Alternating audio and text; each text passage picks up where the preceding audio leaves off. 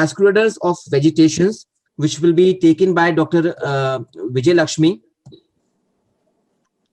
Dr. Vijayalakshmi is a professor of cardiology at Bangalore Medical College and PSSMY Multi-Specialty Hospital, Bangalore. He started the first pediatric cardiology department in Karnataka in 1998. He's a pioneer in intervention in pediatric cardiology. For the 3 decades, he has been teaching a lot of students. He has a brilliant academic year. She's the author of Monogram on Acute Rheumatic Fever and Rheumatic Heart Disease and Step-by-Step Echo and Congenital Heart Disease. He's the editor of textbook A Comprehensive Approach to Congenital Heart Disease. She has published Vijaya's Echo Criteria for Diagnosis of Acute Rheumatic Carditis. She has received several awards like Raj Jyotsna Award 2008, Lifetime Achievement Award for Preventive Cardiology. He's honored doctorates of science by Karnataka State Women University. And she'll be speaking on Masqueraders of Vegetations. And the chairperson for this session will be Dr. S.K. Parashar, who's a former Additional Director, CGHS Bhopal, former Senior Consultant at CRPF Hospital Bhopal, former Senior Faculty at RKDF Medical College, and Fellow of Cardiology Society of India. And the second chairperson will be Dr. Spandan Bhaduri. He's a life member of CSI API. His area of interest is non-invasive cardiology. He regularly delivers lectures in CSI and API. And he has contributed chapters in API and CSI textbook. In West Bengal Medical Education Service, he has provided for more than 2 decades. Over to chairpersons for conducting this session on masquerading of vegetations. Are you able to see my screen, Pankaj? Yeah, we are able to see your screen. Yes. Yeah. So, after beautiful deliberations from Dr. P.C. Manoria, and we have already he has shown these warfarin ridges and coumarin ridges in LA and RA respectively. Now, after excellent introduction of Professor I.B. Vijayalakshmi, I would like to request Professor Vijayalakshmi to deliver her lecture on Masqueraders of Vegetations. Good afternoon, everybody. I think there are 2 things difficult in this world. One is doing the Kailas Parvata Parikrama, and the second one is speaking after Pankaj showing the quiz. So anyway, I have done the first one, second one I don't know how I'll do. It is, you all know the infective endocarditis is the vegetation forms the platelet, fibrin, inflammatory cells, and with the microorganisms, and you can have of any shape and size. This is just a 3-day-old baby which was very sick in septicemic shock, and look at the leg, how it was edematous, and then I didn't know what it was. And when we did the echo, there was a big mass in the IVC and the RA junction. So I thought it was a thrombus. And this is the Coumadin ridge, which was enhanced. And then when we did the apical fourth chamber, there was a mass attached to the intraatrial septum. So this turned out to be vegetation on all the 4 valves, including the Coumadin ridge. And then we treated with the higher antibiotics, and the child made a complete recovery. So this is a 1-month-old baby with a history of fever, chest retraction, feeding difficulty. And when you look at the echo, anybody would think that it is a mass, like a myxoma. But when you look very keenly, it is not attached to the intraatrial septum. Instead, it is attached to the tricuspid valve. So the right-sided vegetation, especially on the tricuspid valve, is more seen in the drug addicts. This was 1-month baby.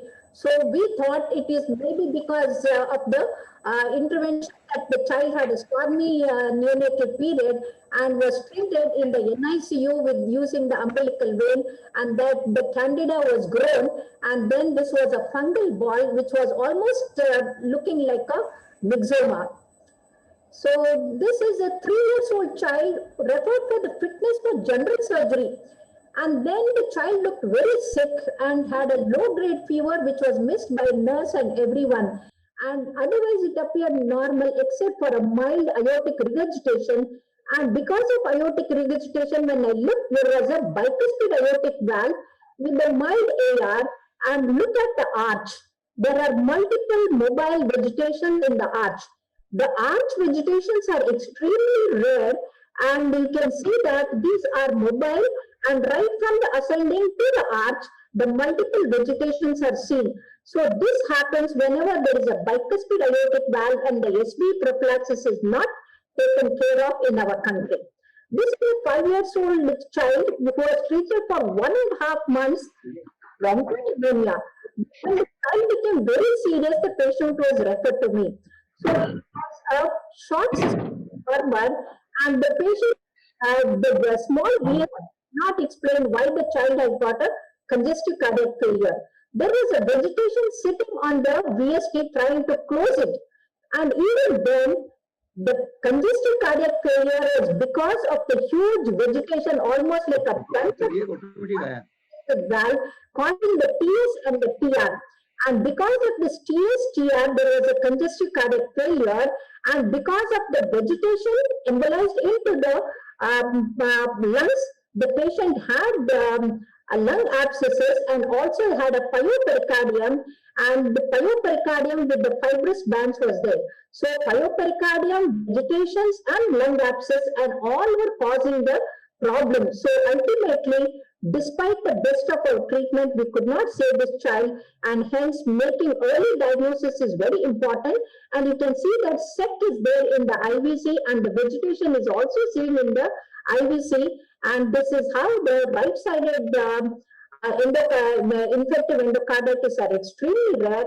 Uncontrolled septicemia, more than fever of more than 3 weeks, you must suspect, and then echo is the best thing to make the diagnosis.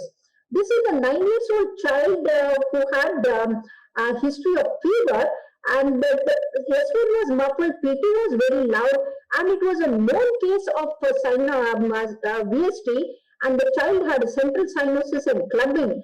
And when we did the echo, I was totally taken aback. I didn't know what it was. Can anyone make out what exactly is this? And when I did the puncture for the pericardiocentesis, when I took the needle, in fact, I had to inject the dye to make out whether I'm there in the pericardium. Then I just got half ml of turbid the fluid, and then after getting the fluid, we injected the streptokinase into this, and then we got 450 ml of almost like a dark colored fluid, because the thrombus were all taken away. And to my utter surprise, once the pericardial fluid or pus was removed and the lavage was done, there was vegetation on all the 4 valves, especially the pulmonary valve, and there was a perforation at the pulmonary valve. You can see that eccentric pulmonary revegetation jet seen due to the perforation of the pulmonary valve, and there was vegetation in all the 4 valves. And then what looked like masquerading of the whole of the heart, the child made a complete recovery. This was treated with the tigecycline, and then the patient made a good recovery. So this was the case of Garbudo shunt, because it was a small 3 millimeter, it was left, and unfortunately the highly mobile vegetation embolized and the child died. And this taught me a lesson, and later on I closed all these Garbudo shunts, however small they are, with the ADO2, and literally preventing the vegetation embolization. This is the patient with the embolization. You can see that systemic embolization causing gangrene, and you can see how while the vegetation is there in the LV, any moment this can go. So for measuring the size as well as the mobility of the vegetation is extremely important, and unless we see how mobile it is, we cannot decide. So this is a 7-year-old patient presented with history of fall, and then came with the fever, and you can see that the vegetation is moving up and down. So this is attached to the aortic valve, and also the other valves were there. And what is more interesting is, apart from the vegetation in the LV as well as the mitral valve, you can see something speckled appearance in the pericardium. And that speckled appearance or the movement is because of the pyopericardium. So pyopericardium occurring in a case of ductal endocarditis is rare, but through the lymphatic it can spread to the pericardium, or pyopericardium patient can have vegetation. So vice versa, both can occur in a given person. So you can clearly see how this is the pus which is around, and the speckled appearance is because of the pus. So the patient for emergency pericardiocentesis was done and treatment was given. So here you must remember that infective endocarditis usually damages the valves, but pericardium also can be involved, and the normal valves also can be damaged with the Staphylococcus aureus. So hence, even without underlying disease, a person can have bacterial endocarditis. So patient operated elsewhere for the pathology of fallow, and after the surgery, the patient came with a florid congestive cardiac failure, total edema, and then you can see that normally aortic regurgitation is into the LV, but here the aortic regurgitation is occurring into the RV, and congestive cardiac failure usually does not occur in pathology of fallow, whether operated or before. And this became worse after the treatment.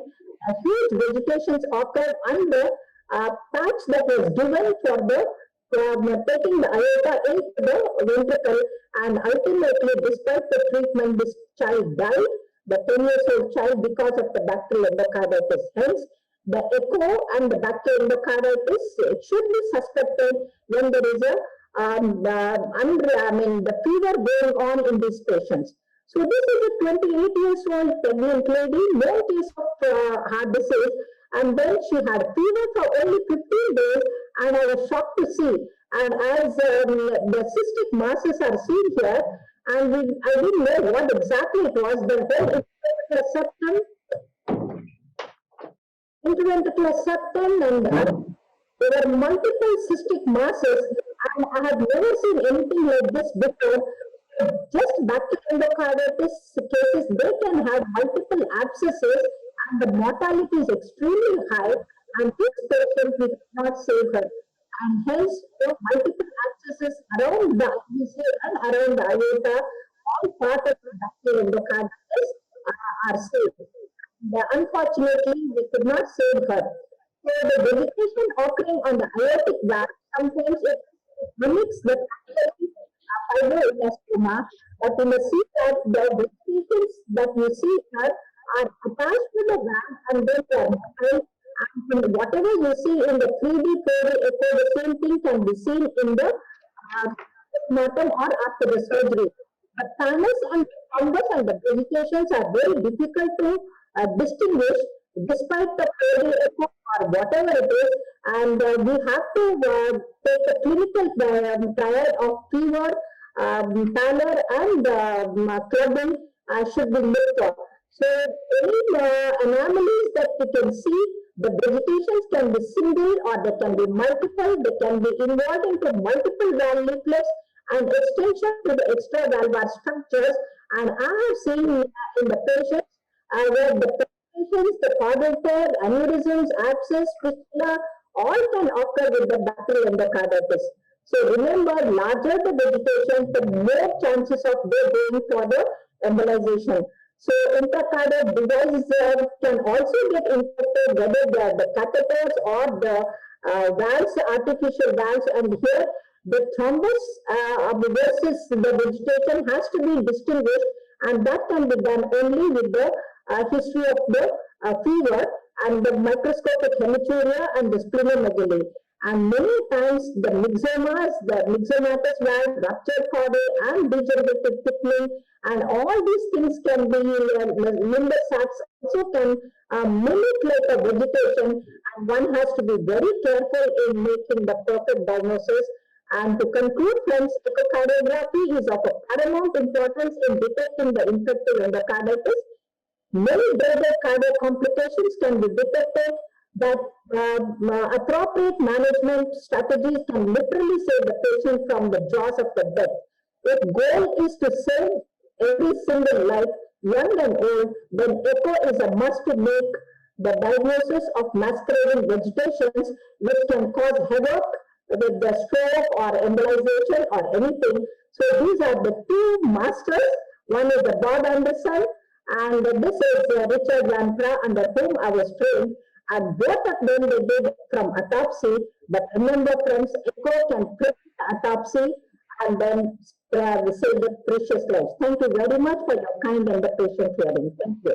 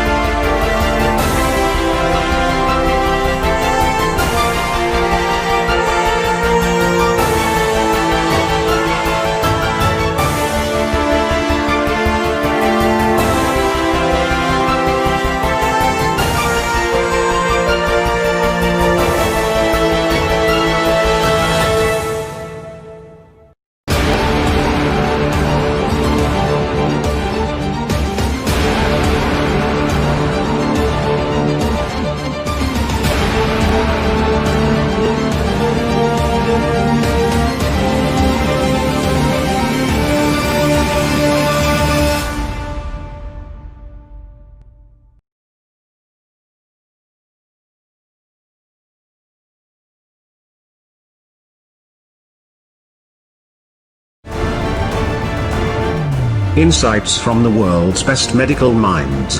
You are watching TheRightDoctors.com.